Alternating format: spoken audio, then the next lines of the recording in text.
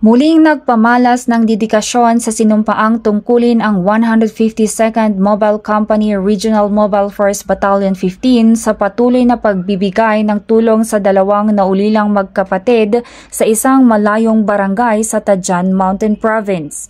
Sa pamamagitan ng Binadang Cordillera sa ilalim ng proyektong Panagaywan Itikailian, kamakailan ay nag-abot ang Regional Mobile Force Battalion 15 ng tulong mula sa mga sponsor upang magbigay ng mga gamit sa paaralan, grocery items at suporta sa nasabing mga naulilang bata na ang ama ay pumanaw dahil sa colon cancer.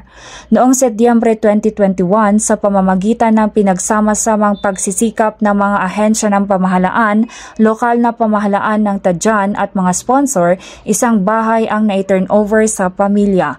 Nang pumanaw ang kanilang ama noong Hunyo 11, 2022, kinuha ng isang kamag-anak ang magkapatid. Gayunpaman, ang RMFB-15 at mga stakeholders ay patuloy pa rin sa pagbibigay ng tulong at suporta.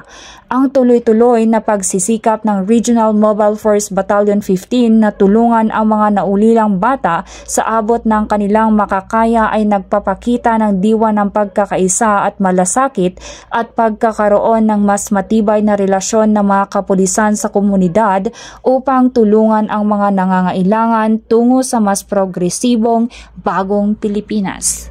Mula dito sa Baguio City, ako ang inyong PNN Correspondent Patrolwoman Melanie Amoyong, alagad ng batas, tagataguyod ng Balitang Pulis.